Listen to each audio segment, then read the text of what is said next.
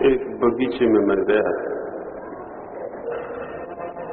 एक ही जमीन थी उस बगीचे की, एक ही आसमान था उस बगीचे के ऊपर, एक ही सूरज की किरणें बरसती थी, एक सी हवाएं बहती थी, एक ही माली था, एक सा पानी गिरता था, लेकिन उस बगीचे में फूल सब अलग अलग खिले हुए थे।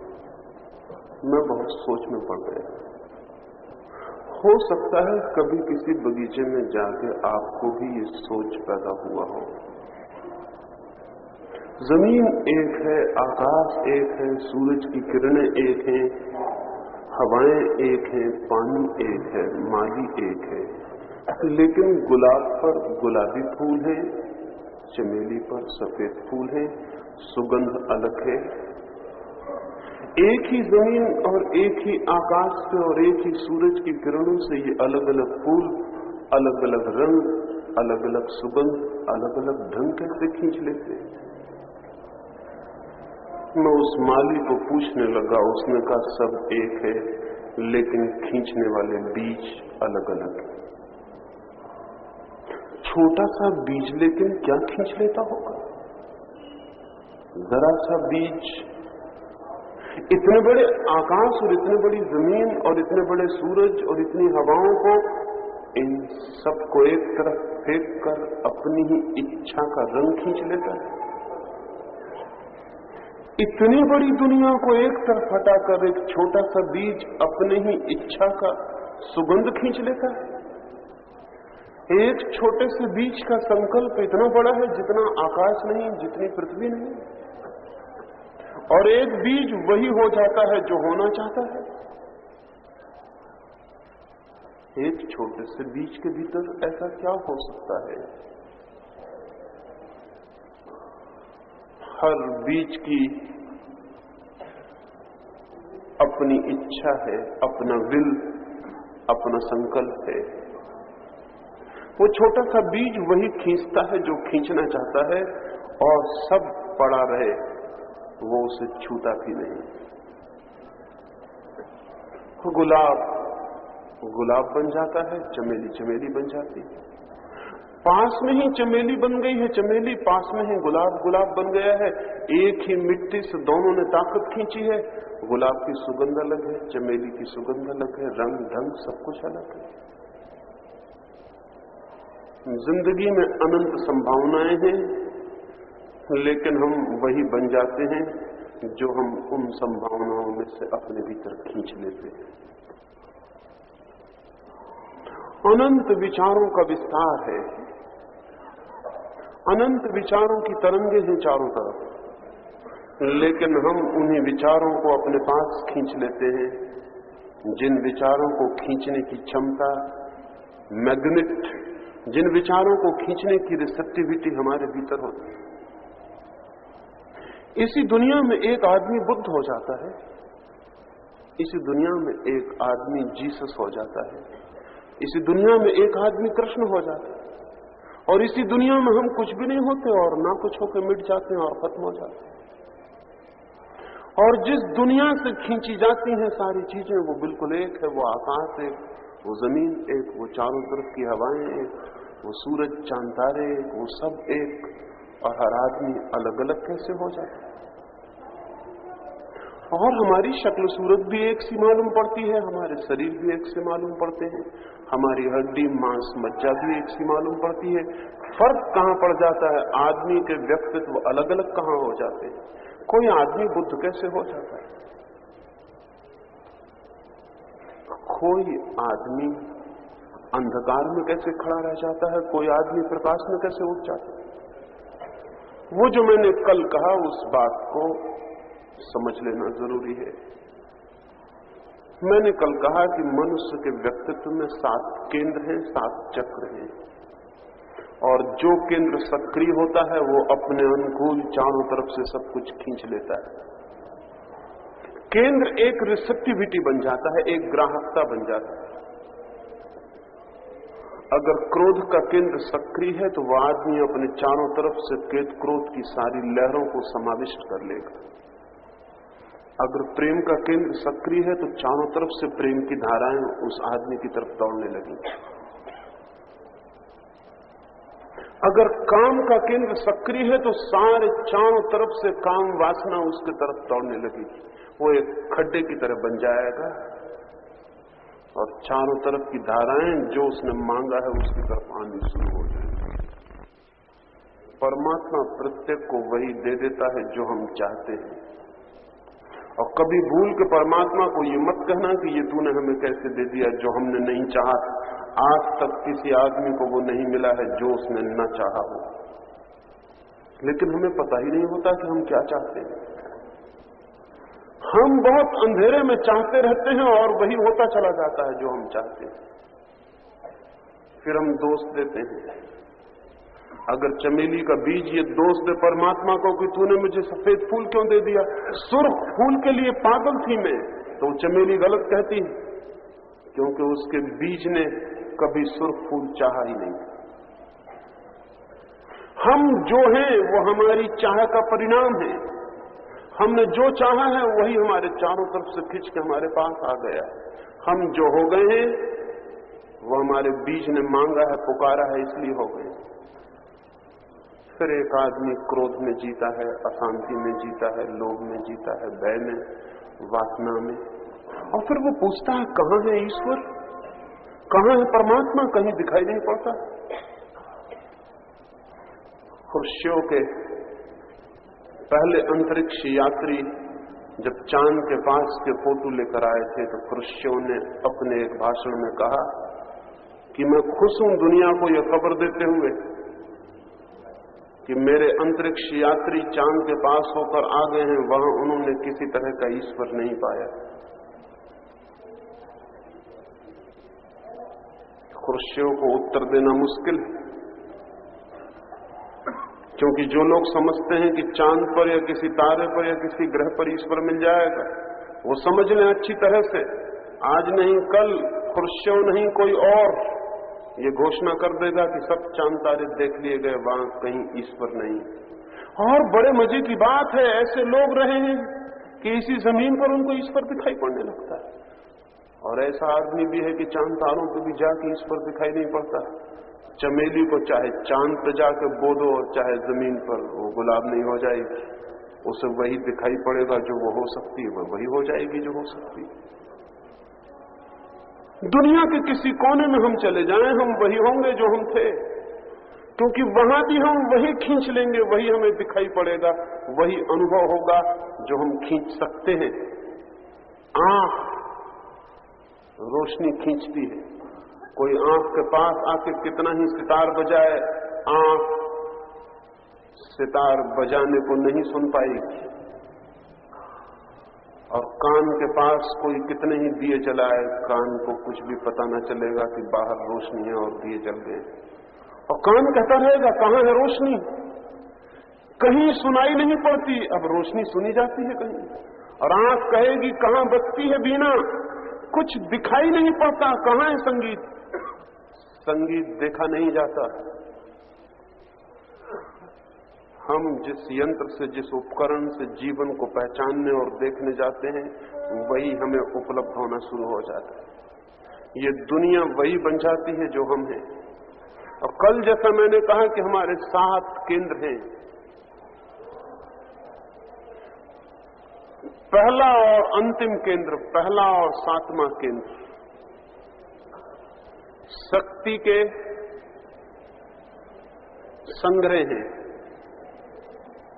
वे कुछ करते नहीं, वे केवल शक्ति के आले हैं, वे शक्ति के संग्रहालय हैं, वहां शक्ति संग्रहित है पहले और 7वें केंद्र पर।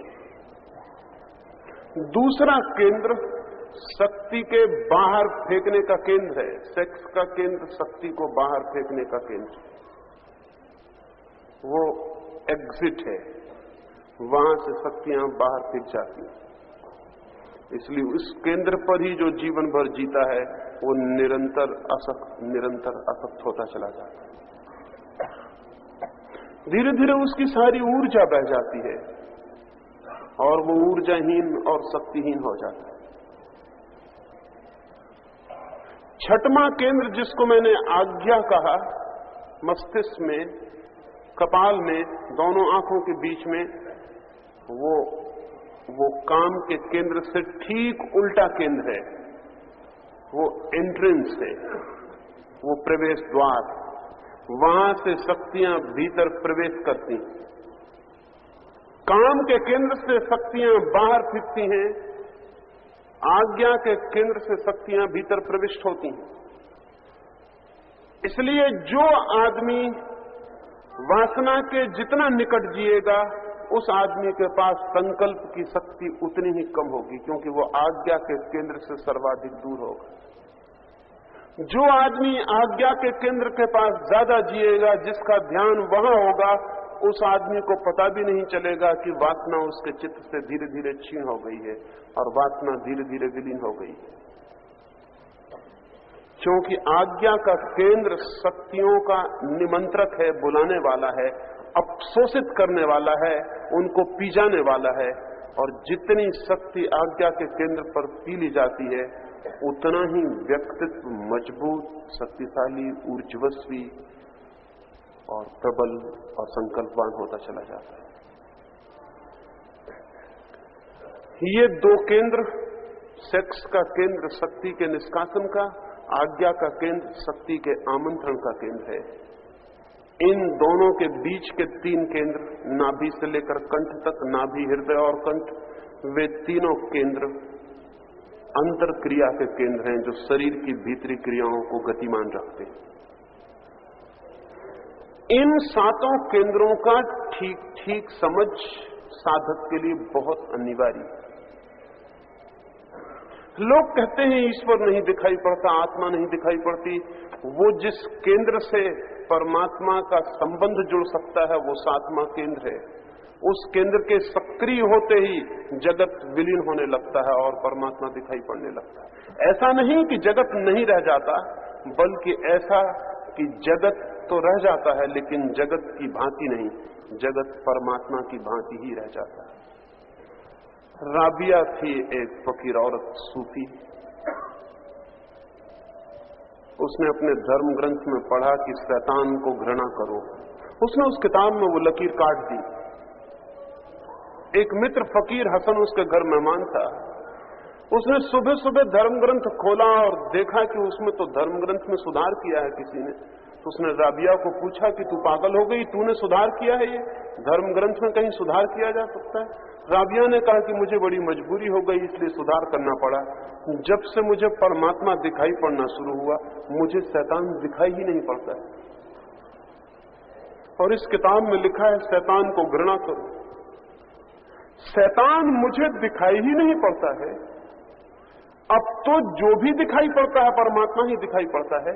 शैतान भी सामने खड़ा हो जाए तो परमात्मा ही दिखाई पड़ता है। एक तो ये कठिनाई हो गई, और दूसरी कठिनाई ये हो गई कि जब से परमात्मा ही दिखाई पड़ता है, तब से प्रेम के अतिरिक्त मेरे भीतर कुछ रह नहीं गया, घृणा नहीं रह गई। अब मैं घृणा कैसे करूं? एक तो शैतान दिखाई नहीं पड़ता, दूसरी मेरे भीतर घृणा नहीं रह गई। इसलिए इस लकीर को मैंने काट दिया कि ये लकीर मेरे लिए अब व्यावहारिक हो गई। जिस दिन सातवां केंद्र सक्रिय होता है, उस दिन वो सब जो कभी नहीं दिखाई पड़ा था, वो सब जो कभी अनुभव नहीं हुआ था, वो अनुभव होना शुरू हो जाता है। लेकिन क्यों हो जाता है? एक छोटा बच्चा पैदा होता है, उसे अभी काम वासना की कोई भी खबर नहीं है, अभी वो केंद्र सक्रिय नहीं। वो जब केंद्र सक्रिय होगा, तब अचानक दुनिया बदलती हुई नजर आएगी। दुनिया एकदम दूसरी शक्ल ले लेगी जो उसमें कभी भी नहीं थी। वो केंद्र भीतर सक्रिय हुआ और बाहर की दुनिया बदलनी शुरू हो गई। दुनिया कल भी ऐसी ही थी, दुनिया आज भी वैसी है। बदलाहट कहां हो गई? दुनिया में कोई बदलाहट नहीं हो गई। उस व्यक्ति के भीतर एक केंद्र जो सोया था, वो सक्रिय हो गया। ठीक ऐसे ही जिस दिन सातवां केंद्र, ब्रह्म केंद्र जिस दिन सक्रिय हो जाए, उस दिन भी दुनिया यही है, वही थी, लेकिन कुछ नया ही दिखाई पड़ना शुरू हो जाता। हम वही अपने भीतर ग्रहण कर लेते हैं जो हम ग्रहण कर सकते हैं। मौजूद तो सब कुछ है। जो बुद्ध ने ग्रहण किया होगा इस दुनिया में वो आज भी मौजूद है, और आज भी बुद्ध होने में कोई कठिनाई नहीं, आज भी महावीर होने में कोई कठिनाई नहीं, आज भी राम और कृष्ण हो जाने में कोई कठिनाई नहीं। वो सब मौजूद है जो उन्होंने ग्रहण किया होगा, लेकिन हमारे पास वो केंद्र सक्रिय होना चाहिए जो उसको ग्रहण कर सके। लेकिन हम उल्टी बातें पूछते हैं। हम कहते हैं कहां है परमात्मा। हम ये नहीं पूछते कि कहां है वो केंद्र जिसके सक्रिय होने से किसी को परमात्मा का अनुभव होता है और जिसके निष्क्रिय होने से परमात्मा से हम चूक जाते हैं। हमारे चारों ओर अनंत विस्तार है, अनंत अनुभवों का, अनंत ज्ञानों का, अनंत विचारों का। वे विचार 24 घंटे हमारे चारों तरफ घूम रहे हैं। हम जिस विचार को भीतर जगह देते हैं और जिस केंद्र को सक्रिय कर लेते हैं, उसके अनुकूल विचार हमारी तरफ दौड़ने लगते हैं, हमें पकड़ लेते हैं, हमें घेर लेते हैं।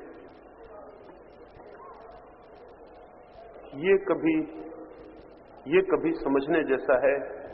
अगर सुबह आप क्रोधित हो गए हों तो आप दिन भर हैरान होंगे ये बात जानकर कि उस दिन भर में न मालूम कितने क्रोध के मौके आ जाते हैं। क्या हो जाता है उस दिन?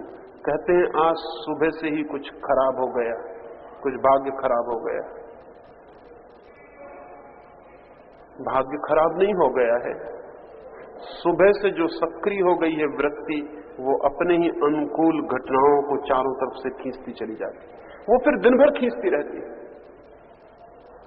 इसलिए जो जानते हैं वो कहेंगे कि रात सोते समय अत्यंत ध्यान की अवस्था में सो जाना, ताकि पूरी रात भी विचार आपकी तरफ आकर्षित होते हैं, चाहे आप सोए रहें।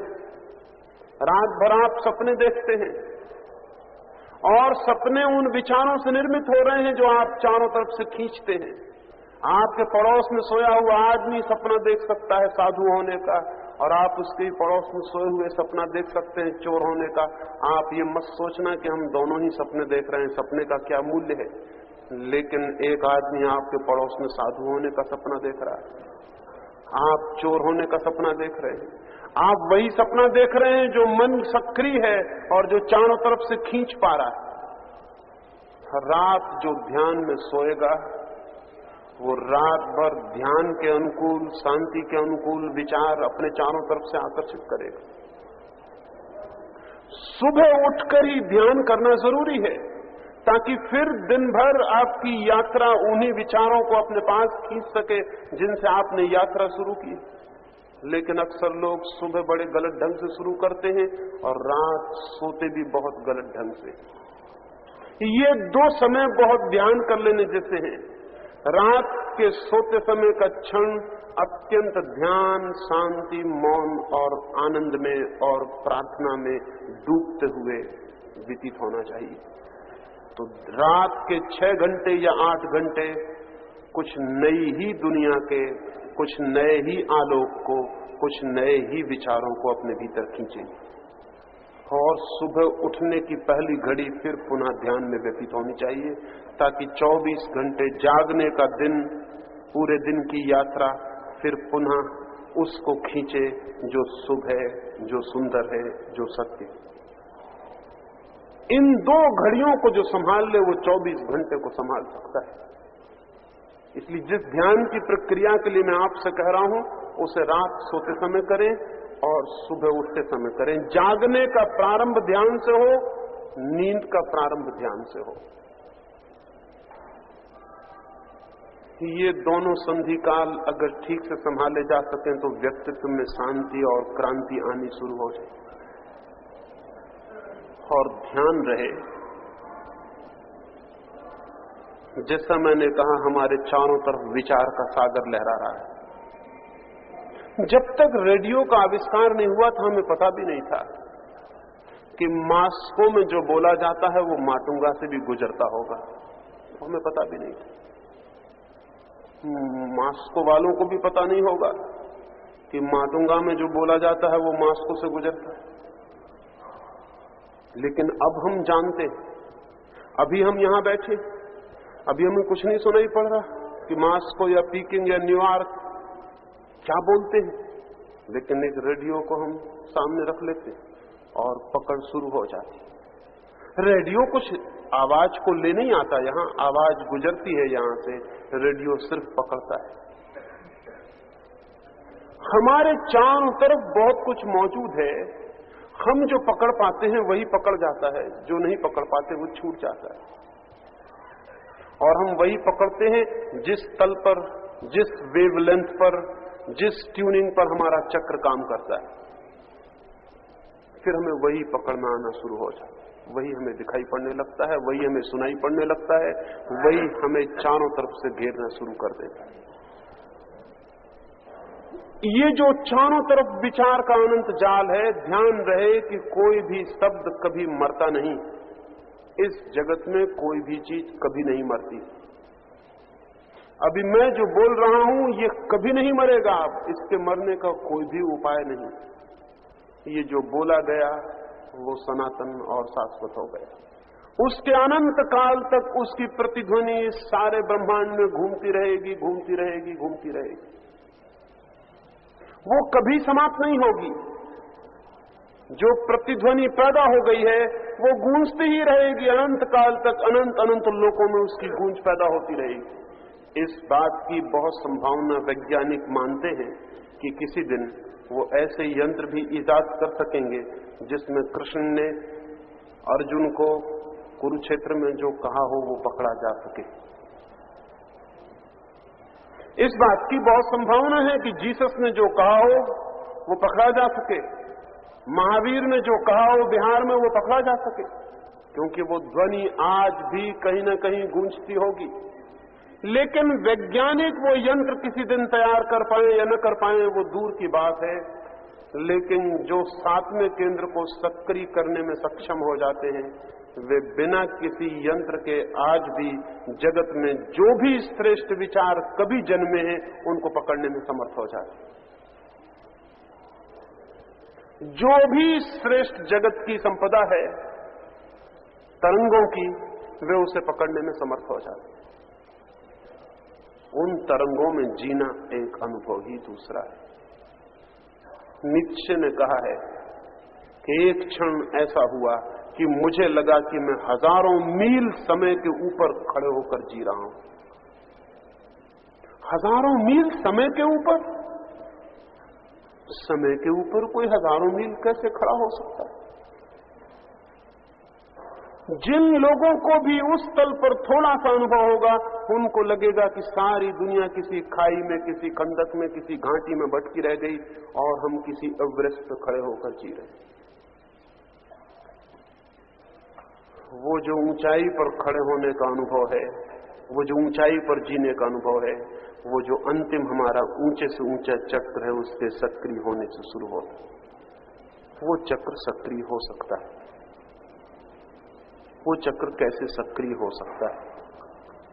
उस चक्र के सक्रिय हुए बिना अंतस जीवन में, सत्य जीवन में, प्रभु के मंदिर में कोई प्रवेश नहीं। वो चक्र संकल्प से ही सक्रिय होगा और संकल्प से पहले आज्ञा चक्र सक्रिय होगा, फिर संकल्प की गहराई और गहराई और गहराई और अंतिम गहराई में वो अंतिम चक्र को भी गतिमान कर देता है। ये जो ध्यान की प्रक्रिया मैंने कही है, इस ध्यान की प्रक्रिया को हम जितनी गहराई तक ले जा सकें, अंतिम गहराई तक, चरम गहराई तक, उतने ही दूर तक हम अंतिम चक्र को सक्रिय करने में समर्थ हो सकते हैं। और ये ख्याल रहे कि वो चक्र अनायास सक्रिय नहीं होता है, हम करेंगे तो ही हो सकता है। हाँ, अनायास भी शायद कभी होगा करोड़ों वर्ष बाद। जीवन की जो सहज विकास की प्रक्रिया है उसमें कभी वो अनायास भी शायद सक्रिय होगा, लेकिन तब तक प्रतीक्षा करनी पड़ेगी। साधना का एक ही अर्थ है कि प्रकृति जिस विकास को करोड़ों वर्षों में कर पाती है, साधक उसे तीव्रता से बहुत शीघ्र अल्प समय में पूरा कर लेता। बुद्ध को, महावीर को जो स्थिति मिली है, इस बात की पूरी संभावना है कि अरबों खरबों वर्ष बाद प्रत्येक आदमी जन्म के साथ ही शायद उस स्थिति में पैदा हो सके। लेकिन प्रकृति की प्रक्रिया बहुत लंबी, बहुत धीमी, बहुत आहिस्ता है। जो व्यक्ति उसको तीव्र गति देना चाहता है, उसे कुछ करना पड़ेगा, उसे स्वयं सक्रिय होना पड़ेगा, उसे स्वयं कुछ करना पड़ेगा। लेकिन हम स्वयं कुछ भी नहीं कर रहे। हमारी हालत ऐसी है जैसे नदी में बह रहे हों, जहां भी नदी ले जाएगी चले जाएंगे, लेकिन हम कुछ भी नहीं कर रहे हैं। और हमारा ये न करना, हमारा ये बहे जाना, हमारा ये सुस्त चुपचाप प्रकृति की धारा में जीते चले जाना, यही अगर हम ठीक से समझें तो जीवन की व्यर्थता का मूल सूत्र है। इस व्यर्थता को तोड़ना हो तो कुछ करना पड़ेगा। क्या करना पड़ेगा? मंदिरों में जाके पूजा करनी पड़ेगी, गुरुओं के चरण पकड़ने पड़ेंगे, तिलक टीका लगाना पड़ेगा, यज्ञ हवन करने पड़ेंगे। ये फिर हमने असली चीज को करने से बचने का ख्याल खोज लिया। जो करना है वो ये करना नहीं है। इस करने से कुछ भी नहीं होगा। इस करने से सिर्फ एक धोखा पैदा होगा कि हम कुछ कर रहे हैं। उससे तो पहली हालत ही अच्छी थी कि बहे जा रहे थे। कम से कम ये धोखा तो नहीं था कि हम कुछ कर रहे हैं। कम से कम ये तो था मन में कि हम कुछ भी नहीं कर रहे हैं। तो शायद कभी मन को ये आकांक्षा पकड़ लेती कि कुछ करें। लेकिन ये जो कुछ भी करने लगते हैं लोग, माला फेरने लगे या जाके मंदिर में पूजा करने लगे, इन लोगों को एक भ्रम पैदा होता है कि हम कुछ कर रहे हैं। और इस भ्रम के कारण वो जो आकांक्षा कभी पैदा हो सकती थी कि हम कुछ करें, वो आकांक्षा भी कभी पैदा नहीं हो पाती। इसलिए दुनिया को जितना नुकसान धर्म के नाम पर प्रचलित क्रियाकांड ने पहुंचाया है, उतना नुकसान और किसी ने भी नहीं पहुंचाया। और धर्म के नाम पर प्रचलित क्रियाकांड के जो दलाल हैं, उन्होंने मनुष्य जाति का जितना अहित किया है, उतना और किसी ने भी नहीं किया। जिनके आदमी पैर पकड़ते हैं और जिनकी पूजा करते हैं, उन लोगों ने ही आदमी की गर्दन पर हाथ कस के रखे हुए, वे ही आदमी के प्राण लेवा हैं। लेकिन ये दिखाई नहीं पड़ता। उन्होंने जो करना चाहिए, संकल्प को सजग करने की कोई साधना, उस तरफ से तो हटा दिया है। लेकिन कुछ थोथे धंधे हाथ में पकड़ा दिए हैं, जिन्हें करने से न कोई संकल्प विकसित होता, न कोई आत्मबल जागता, जिनकी चेष्टा से न कोई केंद्र सक्रिय होते, जिनके प्रयास से न भीतर के प्राणों में कोई नई गति आती। लेकिन उस तरह की हजारों हजार क्रियाएं सारी दुनिया में चल रही। धर्म के नाम पर सब्स्टिट्यूट रिलीजन, धर्म के नाम पर धर्म को पूरा कर देने वाला स्यूडो रिलीजन, एक झूठा धर्म सारी दुनिया में विकसित हो गया है। इस झूठे धर्म ने मनुष्य को धार्मिक होने में एकदम बाधा डाल दी, क्योंकि आदमी को लगता है मैंने कर लिया, मैं मंदिर हो आया। एक और मंदिर है जो भीतर है, जहां जाना था, लेकिन होशियार और कनिंग और चालाक आदमी ने एक मंदिर बाहर बनाया हुआ है, जहां वो होके घर लौट आता है और कहता है मैं मंदिर हो आया। और उसे पता ही नहीं कि मंदिर कहां है, और उसे पता ही नहीं कि मंदिर में जो एक बार हो आता है वो कभी लौटता नहीं मंदिर से, वो मंदिर में ही रहने लगता है। वो पॉइंट ऑफ नो रिटर्न, वहां से कभी कोई वापस नहीं लौटता। लेकिन ये जो बाहर मंदिर बना है, उसमें हम सुबह जाते हैं और लौट आते हैं। सच तो यह है कि उसमें हम जाएंगे कैसे? हम वही होते हैं जो हम घर से निकले थे, वही हम उस मंदिर में प्रविष्ट हो जाते हैं, वही हम वापस लौट आते हैं। मंदिर में हमारा जाना कहां हुआ? मंदिर में जाने का अर्थ है हम कुछ ऐसी जगह पहुंच जाएं जहां हम वही न रह जाएं जो हम थे, तो हम मंदिर में गए, अन्यथा मंदिर में नहीं गया। मंदिर में जाने का क्या मतलब कि एक आदमी जाए अपने मकान से निकलते और एक का नाम के मकान में प्रवेश करे या खा नाम के मकान में और वापस लौट आए, वो मंदिर में हो आए। आदमी भी अपने धोखा देने में, अपने आप को धोखा देने में अद्भुत कुशल मालूम पड़ता है। मंदिर में जाने का अर्थ है इनर कन्वर्शन। मंदिर में जाने का अर्थ है एक ऐसी चित्त दशा में जाना जहां कि हम कुछ और हो जाएं जो कि जाने के पहले हम नहीं थे। और ध्यान रहे, उस दशा से लौटने के बाद हम वही कभी नहीं हो सकते जो हम पहले थे। ये असंभव है। मंदिर से कोई भी वापस नहीं लौटा है, और लौटता है तो मंदिर साथ आ जाता है, फिर वो मंदिर में ही जीने लगता है। लेकिन मंदिर का हमें पता नहीं। हमने मंदिर बाहर बनाया हुआ है, मंदिर का इंतजाम हमने बाहर कर लिया हुआ है। उस मंदिर की हम पूजा कराते हैं, प्रार्थना कराते हैं, लौट आते हैं। नहीं, मंदिर वहां नहीं है। ये जो मैं 7वां चक्र कह रहा हूं, ये मंदिर है। इस 7वें चक्र में पहुंच जाना मंदिर में प्रवेश। लेकिन बाहर का मंदिर भी जिन लोग जानते होंगे, जिन्होंने भीतर के मंदिर की चर्चा की होगी, उनको सुनकर हमने बना लिया। मंदिर में आप जाते हैं, भीतर मंदिर की बाहर की दीवारें हैं, भीतर मंदिर में गर्भगृह होता है जहां मूर्ति स्थापित होती भगवान की। उस गर्भगृह के चारों तरफ प्रदक्षिणा का चक्कर होता है। उस प्रदक्षिणा में आप 7 चक्कर लगा के वापस लौट आते हैं। लेकिन कभी आपने सोचा नहीं कि ये 7 चक्कर क्यों लगाने? कभी आपने सोचा नहीं कि किसके हम चक्कर लगा रहे हैं?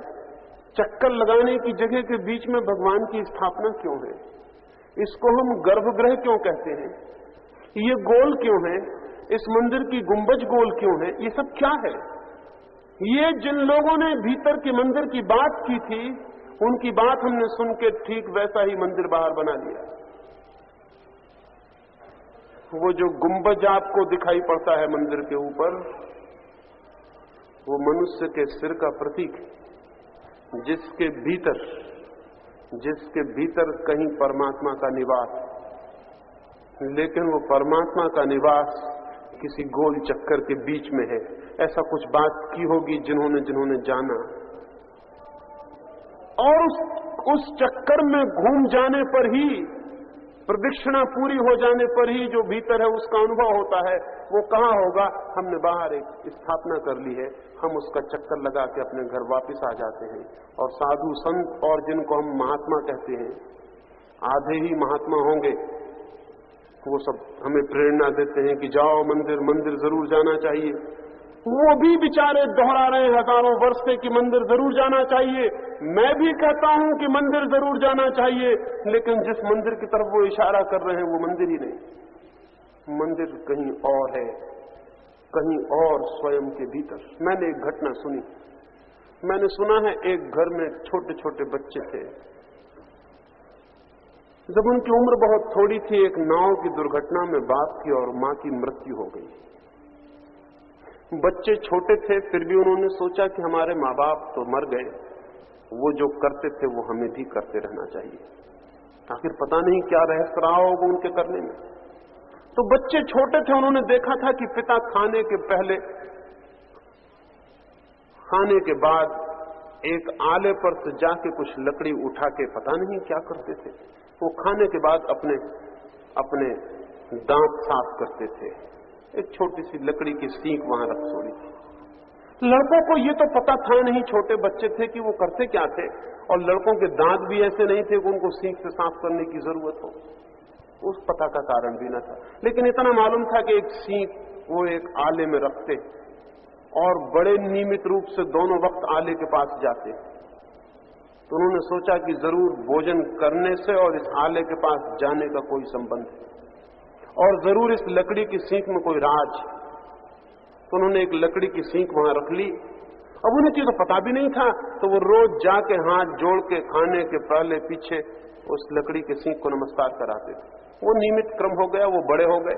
फिर उन्होंने नया मकान बनाया, तो उन्होंने कहा, ये कहाँ की छोटी सी लकड़ी की सीख रखे हो, एक अच्छी चंदन की लकड़ी बनवा लो, क्योंकि रोज इसके हाथ जोड़ने पड़ते। उन्होंने एक चंदन की लकड़ी बना के नए मकान में एक सुंदर छोटी मढ़िया बनाई, एक मंदिर ही बना लिया आले की जगह। एक चंदन की बढ़िया खुदावदार लकड़ी उस पर लगा दी। रोज सुबह शाम वो उसको खाने के आगे पीछे हाथ जोड़ाते थे। फिर ऐसी पीढ़ियां गुजर गई, उनके और लड़के पैदा हुए, उन्होंने और बड़े मकान बनाए। लड़के तो बड़े मकान बनाएंगे। वो छोटी सी जो आला था वो धीरे धीरे बड़ा मंदिर हो गया। वो छोटी सी जो सीख थी धीरे धीरे एक पूरा स्तंभ हो गई। फिर कोई पूछा कभी उन लोगों से कि तुम ये करते क्या हो? उन्होंने कहा ये हमारे यहां सदा से होता चला है, ये कोई धार्मिक क्रिया है और इसको जो नहीं करता वो बहुत अधार्मिक। कुछ लड़के हमारे घर के बिगड़ गए हैं, वो मानते ही नहीं, वो इसको हाथ ही नहीं जोड़ते। जो लड़के हाथ नहीं जोड़ते थे वो बिगड़ गए, जो हाथ जोड़ते थे वो बहुत धार्मिक थे। करीब करीब ऐसा ही हुआ है, हो रहा है। जीवन के जो अंत सत्य हैं वो प्रतीकों में ही कहे जा सकते हैं। हमारे हाथ में प्रतीक पकड़ जाते हैं, उनको लेकर हम बैठ जाते हैं और उन प्रतीकों की पूजा चल पड़ती है और भूल जाते हैं हम कि प्रतीक इंगित करते थे किसी और। प्रतीक ही सत्य नहीं है, किसी और तरफ इंगित है। वो जो साथ में चक्र की मैंने बात कही, वही मंदिर है जहां प्रवेश करना है। उसका द्वार, उस मंदिर का द्वार आज्ञा चक्र है, जहां से प्रवेश होगा। इस आज्ञा चक्र पर कैसे श्रम किया जाए, क्या किया जाए, किस भांति इस चक्र को हम जीवंत, सक्रिय और परिपूर्ण खिला हुआ कर दें, इसकी पूरी फ्लावरिंग हो जाए। 3 छोटे सूत्र समझ लेने चाहिए। एक, जीवन में जितना संकल्प होगा उतना ज्यादा ये द्वार खुलेगा। संकल्प का अर्थ क्या है? संकल्प का अर्थ है कि कुछ भी करना हो तो समग्र शक्ति उसमें समायोजित हो जानी चाहिए, भीतर खंड खंड नहीं होने चाहिए। ऐसा नहीं होना चाहिए कि आधा मन कहता है करो, आधा कहता है मत करो। अगर मन टुकड़ों में बटा है, डिसइंटीग्रेटेड है, खंड खंड है, तो आपस में टुकड़े लड़ जाएंगे और संकल्प नष्ट हो जाए। और हम सबके मन टुकड़ों में बटे हुए, यहां तक कि ऐसी छोटी छोटी चीजों में टुकड़ों में बटे हुए हैं जिसका कोई हिसाब नहीं। न तो हमारे भीतर सीधा हां है, न हमारे भीतर सीधा ना है, हमारे भीतर दोनों एक साथ। न हम बाएं जाना चाहते न हम दाएं, हम दोनों तरफ एक साथ जाना चाहते हैं। तब धीरे धीरे पूरा संकल्प क्षीण हो जाता है। हमारा मन ऐसा है जैसे बैलगाड़ी में हमने चारों तरफ बैल जोड़ दिए हो, वो चारों तरफ बैलगाड़ी को खींचते हैं। बैलगाड़ी कहीं जाती नहीं, सिर्फ उसके अस्थि पंजर ढीले होते हैं और इतना घमासान मचता है कि बैल भी धीरे धीरे थक जाते हैं और घबरा जाते हैं कि क्या हो रहा है। अगर आप अपनी जिंदगी पर ख्याल करेंगे तो आप पाएंगे कि आपकी गाड़ी में भी चारों तरफ बैल जोते हुए, कोई संकल्प नहीं है भीतर। 25 संकल्प एक साथ है। कभी आपने ख्याल भी ना किया होगा कि एकदम विरोधी संकल्प एक साथ है। जिसको आप प्रेम करते हैं उसी को आप घृणा करते हैं। एकदम से चौंकाने वाली बात लगेगी, लेकिन आपने कभी ख्याल नहीं किया होगा कि जो अभी मित्र है वो एक क्षण में शत्रु हो सकता है। अभी इससे इतना प्रेम था, एक क्षण में इतनी घृणा कैसे आ गई? उस प्रेम के ठीक नीचे घृणा बैठी थी। वो घृणा प्रतीक्षा करती थी कब प्रेम हट जाए और मैं मौजूद हो जाऊं। इसलिए दुश्मन से उतना खतरा नहीं होता जितना मित्रों से खतरा होता है। क्योंकि दुश्मन अगर अब आगे कुछ भी बन सकता है तो मित्र बन सकता है, उसके भीतर मित्र छिपा रहता है। और मित्र अगर अब कुछ भी बन सकता है तो एक ही पॉसिबिलिटी है कि दुश्मन बन सकता है, उसके भीतर दुश्मन छिपा है। इसलिए दुश्मन से तो एक आशा होती है, मित्र से कोई आशा नहीं होती। जिसको आप श्रद्धा करते हैं उसके ही लिए आपके मन में पूरी अश्रद्धा भीतर मौजूद होती। अश्रद्धा मौके की तलाश में होती है कि कुछ पता चल जाए तो प्रकट हो जाऊं, श्रद्धा एक तरफ फिर जाए, अश्रद्धा ऊपर आ जाए। इसलिए श्रद्धा करने वाले से बहुत सावधान रहना चाहिए। वो तैयारी कर रहा होगा भीतर की कब अश्रद्धा करूं। हमारे मन की पूरी स्थिति एक आंतरिक कलह से भरी हुई है। हम ऊपर कुछ हैं, भीतर कुछ हैं, जो हैं उसी वक्त कुछ और है। जब आप किसी का हाथ में हाथ लेके कहते हैं कि मैं तुम्हें बहुत प्रेम करता हूं, थोड़ा भीतर झांक के देखना कि मन उसी वक्त क्या कह रहा है। मन उसी वक्त कह रहा होगा, क्या झूठी बातें बोल रहे हो, क्यों ऐसी बातें बोल रहे हो। मन उसी वक्त कह रहा होगा। एक फकीर था नसरुद्दीन, उसके गांव का जो राजा था उसकी पत्नी से उसका प्रेम था। वो एक रात उस पत्नी से विदा ले रहा है। विदा लेते वक्त उसने उस स्त्री को कहा कि तुझसे ज्यादा सुंदर कोई स्त्री ही नहीं, और तुझे मैंने जितना प्रेम किया है, ऐसा प्रेम न मैंने कभी किसी को किया, न मैं कभी कर सकता हूं। तू अद्भुत है। जैसा कि पुरुष स्त्रियों से कहते हैं और स्त्रियां खुश होती हैं, वो स्त्री खुश हो गई, बहुत खुश हो गई। उसने कहा सच। उसको इतना खुश देख के वो जो नसरुद्दीन था वो बड़ा सच्चा आदमी था। उसने कहा ठहर, क्योंकि मेरे भीतर जो चल रहा है वो मैं तुझे बता दूं। जब मैंने ये कहा कि तुझसे ज्यादा सुंदर स्त्री कोई भी नहीं है, तब मैंने कहा अरे कहां की साधारण स्त्री को क्या कह रहे हो, बहुत स्त्रियां, मेरा मन भीतर ये कह रहा। और जब मैंने तुझसे कहा कि तुझे मैं बहुत प्रेम करता हूं, तुझसे ज्यादा प्रेम मैंने कभी किसी को नहीं कहा, तब मेरा मन भीतर हंस रहा था। वो कह रहा था ये तो मैंने और स्त्रियों से पहले भी कहा है, बिल्कुल यही कहा। आदमी का मन पूरे वक्त इनर कंट्राडिक्शन से भरा हुआ है, भीतरी द्वंद से भरा हुआ है। भीतरी द्वंद है तो संकल्प कभी पैदा नहीं होगा, क्योंकि संकल्प का अर्थ है एक मन। संकल्प का अर्थ है एक मन, इंटीग्रेशन। संकल्प का अर्थ है एक आवाज। संकल्प का अर्थ है एक स्वर।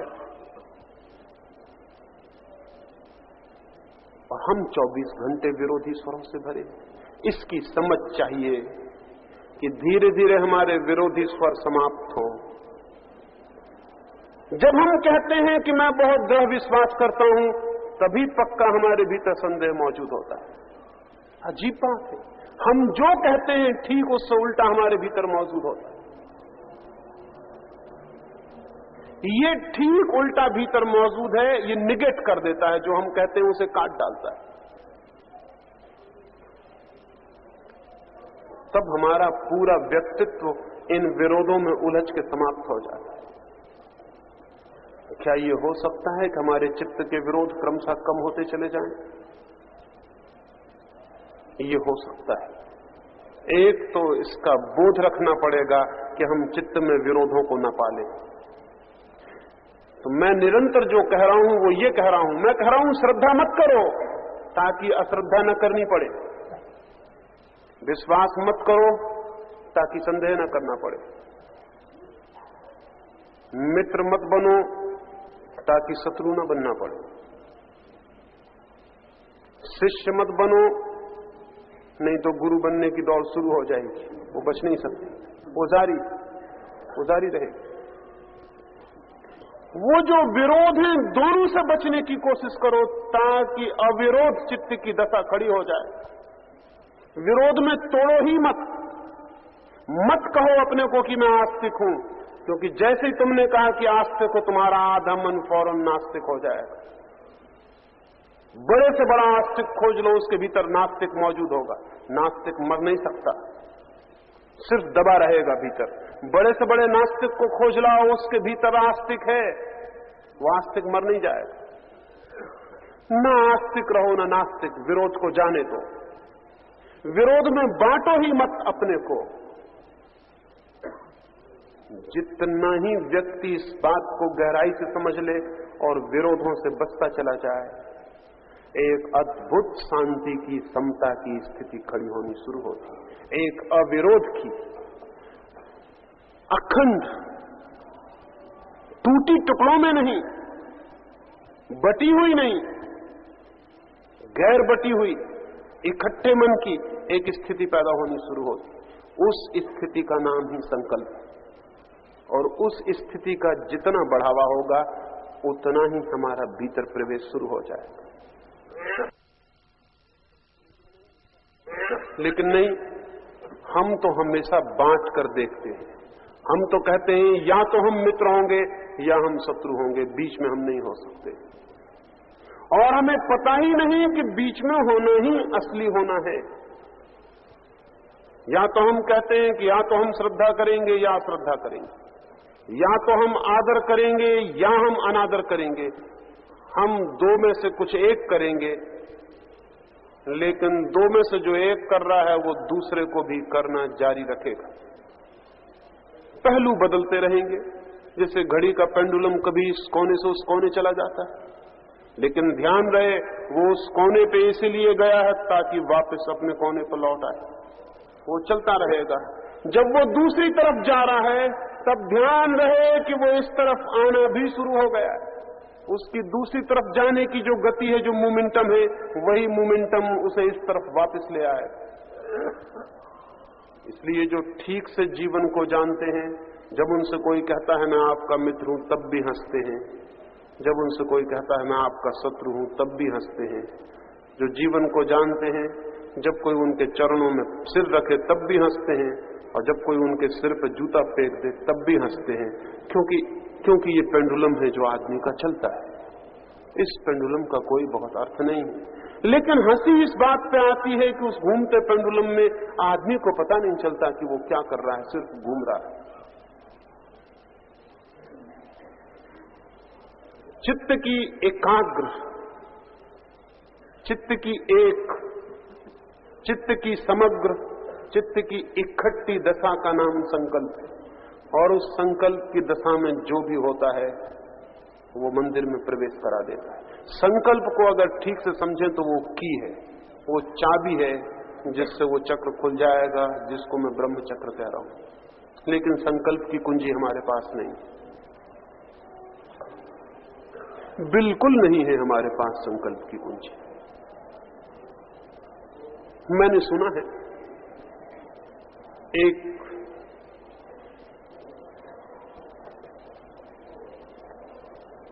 एक बहुत प्राचीन कुलीन परिवार में एक छोटा बेटा शिक्षा के लिए बाहर जाने को है। उसकी उम्र सिर्फ 7 वर्ष है। उसका बाप उससे कहता है कि हमारे घर से आज तक जो भी आदमी पढ़ने गया है वो कभी बिना पूरी शिक्षा किए हुए वापस नहीं लौटा। और हमारे घर की ये रिवाज और ये संस्कार रहा है कि छोटे से बच्चे को भी जब हम घर से विदा करते हैं शिक्षा के लिए गुरुकुल जाने को, तो बच्चा पीछे लौट लौट के नहीं देखता, क्योंकि पीछे लौट लौट के देखने के हम बहुत दुश्मन हैं। हम जब घर से किसी को विदा करते हैं बच्चे को शिक्षा के लिए, जब मेरे बाप ने मुझे विदा किया था तो उसने कहा था आंख में आंसू ना आए, क्योंकि आंख में अगर आंसू आए तो फिर ये घर तेरा नहीं है, फिर लौटना नहीं हो सकेगा। हम रोते आदमियों को घर में प्रवेश नहीं देते। यही मैं तुझसे कहता हूं कि कल सुबह 4 बजे तुझे भेजा जाएगा गुरुकुल। एक नौकर तुझे घोड़े पर बिठा के छोड़ने जाएगा। 1 मील दूर पर मोड़ आता है, वहां तक तुझे घर दिखाई पड़ेगा, लेकिन लौट कर पीछे मत देखना। हम छत पर खड़े हुए देखेंगे कि तूने पीछे लौट के तो नहीं देखा, क्योंकि पीछे लौट के देखने वाले व्यक्ति का कोई भरोसा नहीं। पीछे लौट के देखना ही मत। 7 वर्ष का छोटा बच्चा, वो बहुत घबराया। उसकी मां ने उसे रात कहा कि घबराओ मत। यही सदा होता रहा है। और एक बार हमने ऐसा सुना है कि किसी ने पीछे लौट कर देख लिया था, फिर ये घर उसका नहीं रहा। पीछे लौट के मत देख। वो 7 वर्ष का बच्चा रात भर सो नहीं सका कि मां बाप को पीछे लौट के नहीं देखेगा, अपने घर को लौट के नहीं देखेगा, आंख में आंसू नहीं लाने, पीछे लौट के नहीं देखना। 7 वर्ष के बच्चे से ऐसी आशा, हम कहेंगे बड़े कठोर थे वे लोग, बड़े दुष्ट थे। हम होते तो लाड़ प्यार करते, चॉकलेट खिलाते, रोते खुद भी उसको भी रुलाते और बड़ा प्रेम जाहिर करते। प्रेम नहीं है ये, ये उस बच्चे के व्यक्तित्व से संकल्प को नष्ट करना। आज तो सारी दुनिया में यही ख्याल है, सारी दुनिया में यही ख्याल है कि बच्चे के आगे पीछे नाचो कूदो, बच्चे से ज्यादा बचकाना, तुम अपनी हालत दिखाओ।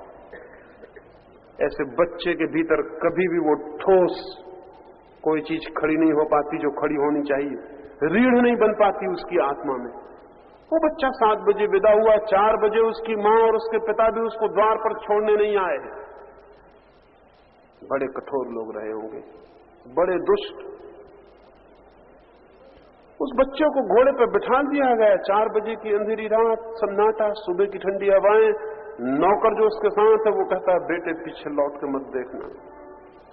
पीछे लौटने की मनाही है देखने की। अब तुम छोटे नहीं हो, हम तुमसे बड़ी आशाएं करते हैं, और जो पीछे लौट के देखता है उससे क्या आशा की जा सकती। तुम्हारे पिता ऊपर खड़े होकर देख रहे हैं, वो कितने आनंदित होंगे कि उनके बेटे ने मोड़ तक भी पीछे लौट के नहीं देखा। उस लड़की की सोचते हैं हालत क्या होती होगी, कितना मन पीछे लौट लौट के नहीं करने को होता होगा। 7 वर्ष का छोटा सा नन्हा बच्चा, लेकिन वो बिना मुड़े बिना देखे मोड़ से गुजर जाता है।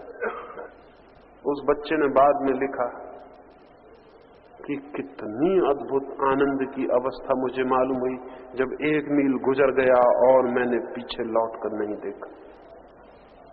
वो स्कूल पहुंचा है, सुबह सुबह अपने गुरुकुल पहुंचा है। उस गुरुकुल का जो भिक्षु है जो उसे दीक्षा देगा, वो उसको दरवाजे पर मिलता है और कहता है कि प्रवेश के नियम में हर कोई प्रविष्ट नहीं हो जाता।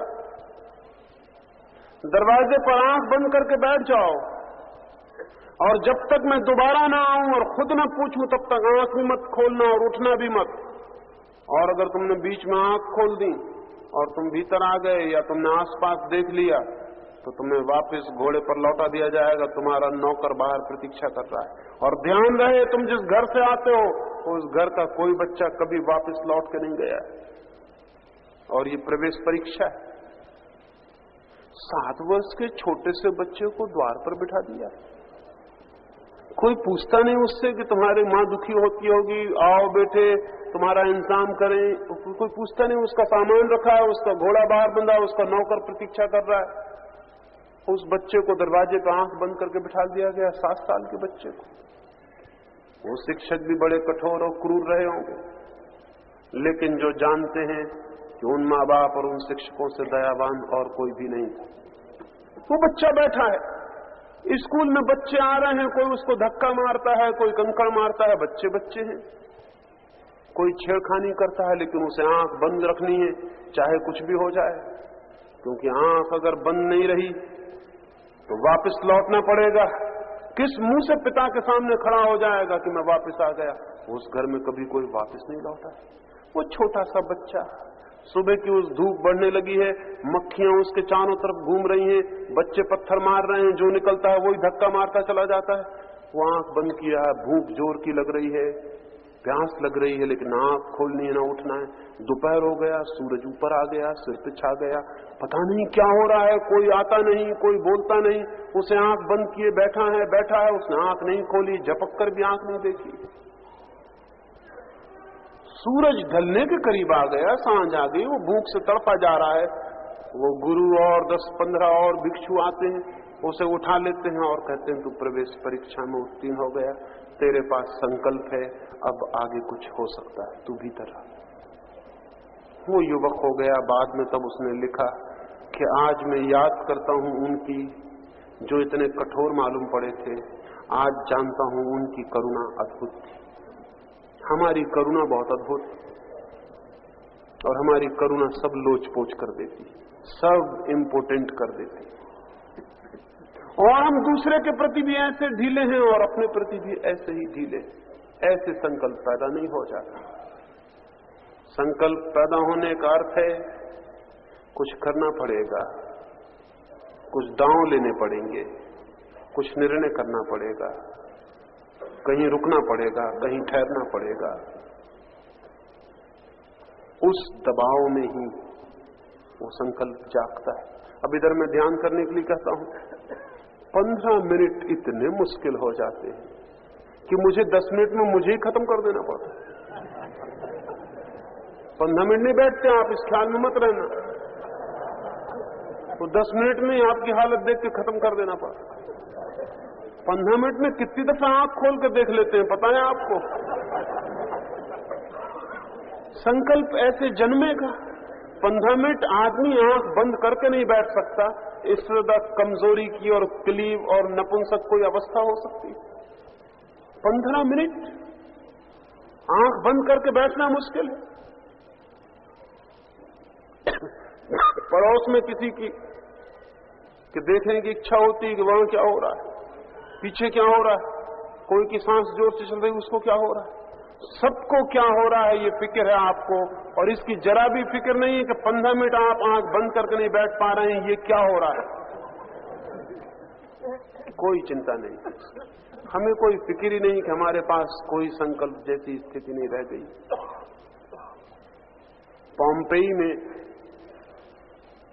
विस्फोट हुआ ज्वालामुखी का और पोम्पेई का पूरा नगर जल गया।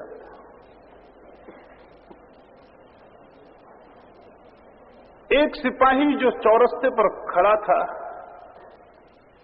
रात पहरा देने को, सुबह 6 बजे उसकी ड्यूटी बदलेगी, दूसरा सिपाही सुबह 6 बजे आकर उसकी जगह खड़ा होगा। सारा पोम्पेई भाग रहा है, रात के 2 बजे ज्वालामुखी फूट गया, सारा पोम्पेई कप रहा है, आग उगल रही है, सारा नगर जल रहा है, सारे गांव के लोग भाग रहे हैं। भागते लोग उस सिपाही को कहते हैं यहां किस लिए खड़े हो? वो कहता है कि सुबह 6 बजे ड्यूटी बदलने का वक्त, उसके पहले कैसे हट सकता हूं? अरे लोग कहते हैं पागल हो गए, अब ड्यूटी वगैरह का कोई सवाल नहीं है, मर जाओगे, सुबह 6 कभी नहीं बजेंगे, आग लग रही पूरे गांव में। उसने कहा वो तो ठीक है, यही तो मौका है, तब पता चलेगा कि मैं सिपाही हूं या नहीं। 6 बजे के पहले कैसे हट सकता हूं? 6 बजे तक जिंदा रहा तो ड्यूटी संभाल दूंगा, 6 बजे तक जिंदा नहीं रहा तो भगवान जाने, फिर मेरा कोई कसूर नहीं। कहते हैं वो सिपाही उसी जगह खड़ा हुआ जल गया। पोम्पेई का पूरा नगर भाग गया। उन भागे लोगों की स्मृति में कोई मूर्ति नहीं, उस सिपाही की मूर्ति बनानी पड़ी उस जगह। उस नगर में एक ही आदमी था जिसको आदमी कहें, जिसके भीतर कुछ बल था, जिसके भीतर कोई मन था जो खड़ा रह सकता है। लेकिन हम कहां पोम्पेई? कोई पड़ोस में सिगरेट जला ले और आंखें खुल जाएंगी, कोई पड़ोस में जरा सा खांस दे और आंखें खुल जाएंगी। कैसा ये व्यक्तित्व है? इस व्यक्तित्व को लेकर किस मंदिर में प्रवेश की इच्छा है? नहीं, किसी मंदिर में कहीं प्रवेश नहीं हो सकेगा। हो सकता है, कोई रुकावट नहीं है सिवाय हमारे थोड़ा संकल्प, थोड़ा बल, थोड़ी हिम्मत, थोड़ी इस बात की कोशिश कि मैं जो कर रहा हूं कुछ करूं तो। रोज मेरे पास लोग आते हैं, वो कहते हैं एक दिन ध्यान किया, अभी तो कुछ नहीं हुआ। बड़े मजे की बातें कहते हैं, बड़े अद्भुत, बड़े गजब के लोग हैं। एक दिन ध्यान किया, बड़ी कृपा की भगवान पर, लिख गई होगी उसकी किताब में कि बड़ा ऋण हो गया आपका। अभी कुछ नहीं हुआ, अभी दर्शन नहीं हुआ, अभी भगवान नहीं मिले, क्योंकि आप 15 मिनट आंख बंद किए बैठे रहे, 15 दफे आंख खोल कर देखा और कुछ भी नहीं हुआ। हमारे व्यक्तित्व में जिसको कहें पुकार, जिसको कहें आवाज, वो है ही नहीं, और नहीं है तो धर्म के रास्ते पर कोई गति नहीं हो सकती। इसलिए कहना चाहता हूं, संकल्प है पहला बुनियादी सूत्र, और दूसरी बात है संकल्प क्या है ये समझ लेना जरूरी नहीं है। संकल्प क्या है इसके छोटे प्रयोग करने जरूरी है। प्रयोग करेंगे तो ही वो विकसित होगा, अन्यथा वो कभी विकसित नहीं होगा। और कल की प्रतीक्षा करेंगे तो वो कभी विकसित नहीं होगा। उसे आज से और अभी से शुरू कर देना पड़ेगा, तो उसमें विकास होंगे। तो दूसरा सूत्र है, संकल्प हो या ना हो, संकल्प की दिशा में प्रयोग शुरू कर दें, वो बढ़ेगा, धीरे धीरे बढ़ेगा। कोई आदमी नदी के किनारे खड़े होकर कहे कि मैं तैरना सीखना चाहता हूं, सिखाने वाला कहे कि आओ नदी में उतर जाओ, वो कहे कि जब तक तैरना सीखना जाऊं मैं उतरूंगा नहीं, क्योंकि खतरा कौन मोल लेगा। तैरना सीख जाए फिर मैं उतरने को राजी हूं, जब तक तैरना ना सीखूं मैं उतर नहीं सकता। अब सिखाना बहुत मुश्किल हो गया, क्योंकि सिखाने के लिए भी उतारना जरूरी है, और बिना तैरना जाने ही पहली दफा उतरना पड़ेगा, क्योंकि उसी उतरने से उस तैरने का विकास होने वाला है। तैरना कोई ऐसी चीज थोड़ी कि आकाश से मिल जाएगी, वो तो हम तैरेंगे तो मिलेगी, वो तो तैरने का ही परिणाम है, वो तो हम हाथ पैर फड़फड़ाएंगे तो मिलेगी। लोग पूछते हैं ध्यान मिल जाए, समाधि मिल जाए, वो कैसे मिल जाएगी? वो कहीं रखी है जहां आप जाएंगे और मिल जाएगी? वो कहीं रखी नहीं है, वो आपकी ही सतत चेष्टा का सृजन है, वो आपका ही क्रिएशन है, और आप कोशिश करेंगे तो मिल जाएगी। आज हाथ पर फड़फड़ाइए थोड़े, कल और गति होगी, परसों और गति होगी। वो वक्त करीब आता चला जाएगा जब आपको लगेगा कि हाथ पैर का तड़फड़ाना बदल गया, उसने तैरने की शक्ल ले ली। तैरना क्या है? वही हाथ पैर का तड़फड़ाना है, थोड़ा कुशलता से, थोड़ी व्यवस्था से। वो पहले दिन भी आदमी को पानी में पटक दो, वो भी हाथ पैर फेंकता है, सिर्फ अव्यवस्थित होता है हाथ पैर फेंकना। वही रोज रोज फेंकने से व्यवस्थित हो जाता है। आज बैठेंगे अव्यवस्थित होगा संकल्प, कल बैठेंगे आगे बढ़ेगा, परसों बैठेंगे आगे बढ़ेगा। फिर इतनी जल्दी क्या है, फिर इतनी फिक्र क्या है कि वो आज हो जाए? जीवन की क्षुद्र चीजों के लिए हम वर्षों प्रतीक्षा करते हैं। पहली बात संकल्प, दूसरी बात संकल्प समझने से नहीं, कुछ करने से, डूइंग से उपलब्ध होगा। और तीसरी बात, संकल्प के विकास में प्रतीक्षा सबसे बड़ी बात है। वहां आपने चाहा और नहीं हो जाएगा, गहरी प्रतीक्षा और धैर्य। और जितना धैर्य होगा उतनी जल्दी हो जाएगा, और जितना अधैर्य होगा उतना मुश्किल हो जाएगी, क्योंकि अधैर्य खबर देती है कि संकल्प निर्मित नहीं हो पा रहा है। अधैर्य बताता है कि संकल्प निर्मित नहीं हो पाएगा, क्योंकि अधैर्य की भूमि पर कोई भी चीज निर्मित नहीं होती। मैंने सुना है एक नदी के किनारे कोरिया में दो भिक्षु नदी पार किए थे। नाव से उतरे हैं, सांझ डूबने को सूरज है, दूर गांव है, बीच में जंगली रास्ता है, पहाड़ है, जल्दी उस गांव पहुंच जाना है। उन्होंने माझी को पूछा, उन दोनों भिक्षुओं ने, एक बूढ़ा भिक्षु एक जवान भिक्षु, बहुत से ग्रंथ लिए हुए हैं, हमें जल्दी उस गांव पहुंच जाना है सूरज डूबने के पहले, क्योंकि सुना है हमने सूरज डूबते ही उस गांव का द्वार बंद हो जाता है, फिर रात जंगल में खतरा होगा। क्या हम पहुंच जाएंगे? उस नाव को बांधते हुए धीमे से, आहिस्ता से उस माझी ने कहा जरूर पहुंच जाएंगे, लेकिन धीरे जाना। जल्दी गए तो मैं नहीं जानता कि पहुंच सकेंगे कि नहीं पहुंच सकेंगे। उन लोगों ने कहा किस पागल से हम पूछ रहे हैं?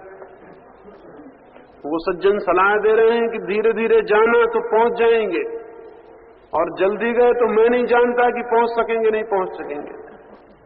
वो दोनों भागे, सूरज डूबने के करीब है। भागते वक्त भी उस माझी ने कहा दोस्तों तेजी से मत जाना, मैंने तेजी से चलने वाले को कभी पहुंचते नहीं देखा। इतनी बात सुन के वो और भी तेजी से भागे। आदमी का मजा ये है, आदमी का दिमाग ऐसा है, उसको लगा कि ये तो बड़ा गड़बड़ आदमी है, ये कहता है कि धीरे धीरे। वो भागे, थोड़ी दूर पर ही सूरज ढलने के करीब है, अंधेरा गिरने लगा। बूढ़ा आदमी है एक भिक्षु, वो गिर पड़ा एक चट्टान पर, दोनों घुटने टूट गए, ग्रंथ के पन्ने बिखर गए, हवाओं ने ग्रंथ के पन्ने उड़ा दिए। वो जवान लड़का ग्रंथ को इकट्ठा करता फिर रहा है। तब वो माझी धीरे धीरे गीत गाता हुआ अपनी डांडी लिए किनारे से गुजरता है, कहता है अरे वही हुआ जो मैंने कहा था, इतना अधैर्य क्या था? मैंने कहा था कि तेजी से मत जाना, पहाड़ी रास्ता है, इतना अधैर्य मत दिखाना, तो पहुंच भी सकते हो। अक्सर ये होता है कि लोग रोज आते हैं, पूछते हैं कि जल्दी पहुंच जाएं, उनको मैं कहता हूं नहीं मानते, गिर जाते हैं। उस बूढ़े भिक्षु ने का उस वक्त हमें ख्याल नहीं आया। बहुत प्रतीक्षा की, बहुत धैर्य की जरूरत है भीतर जाने में। अनंत प्रतीक्षा की जरूरत है, क्योंकि अनंत की खोज है। ये कोई दो कौड़ी की चीज नहीं कि हम बाजार में गए और खरीद ली, दौड़े और मिल गई। मिलती है, जरूर मिल सकती है, आज और अभी मिल सकती है, लेकिन जो आज और अभी ही चाहे वो चल ही नहीं पाएगा। अत्यंत धैर्य से। लेकिन धैर्य का मतलब ये नहीं कि तीव्रता में कमी हो। धैर्य का मतलब ये नहीं है कि शक्ति में कमी हो, शक्ति पूरी लगे, तीव्रता पूरी हो, लेकिन प्रतीक्षा अनंत हो। राह देखने की तैयारी हो, आज नहीं कल, कल नहीं परसों, परसों नहीं। हम प्रतीक्षा करेंगे। छोटे छोटे बच्चे जाके बीज बो देते हैं कभी आम का, फिर घड़ी भर में जाके उखाड़ के देखते हैं कि अभी तक उसमें अंकुर निकल आया कि नहीं। अब बड़ी बेचैनी है, घंटे भर भी कैसे गुजारे, फिर घंटे भर बाद जाके उखाड़ के देखते हैं अभी तक कुछ नहीं। बड़ी निराशा होती मन को, कभी नहीं निकलेगा, निकलेगा भी नहीं, क्योंकि निकलने के लिए उसे जमीन में पड़ा रहना जरूरी है। वो पड़ा रहे चुपचाप गुप्त अंधकार में, ताकि अपने को तोड़ सके, फूट सके। वैसी छोटे बच्चों जैसी हमारी हालत। 2-3 मिनट कहा मैं कौन हूं, फिर सोचा अरे अभी तक कुछ हुआ नहीं, खोद लिया जमीन से वापस, फिर देखा कि दूसरे लोग अभी तक कर गए, चले नहीं गए, फिर 2-3 मिनट किया, फिर सोचा अरे अभी तक हो नहीं रहा, बड़ी देर लग रही है, तो फिर नहीं होगा, नहीं हो सकता है। ये 3 बातें ध्यान रख लें। संकल्प चाहिए, संकल्प के लिए क्रिया चाहिए, क्रिया के लिए प्रतीक्षा चाहिए। और अगर ये 3 बातें पूरी हैं तो कोई वजह नहीं है कि मंजिल को दूर समझा जाए। मंजिल हमेशा निकट। पहुंचने वाले में कुशलता हो तो आज और अभी पहुंच सकता है, पहुंचने वाले में कुशलता ना हो तो जन्म जन्मों तक आदमी भटकता है और नहीं पहुंचता है। ये थोड़ी सी बातें मैंने कही। अब हम प्रयोग के लिए बैठेंगे। 2-3 बातें ध्यान रख लें। जो मित्र खड़े रहते हैं उन्हें समझ रखना है कि बैठे वाले लोगों से उनकी जिम्मेवारी ज्यादा है।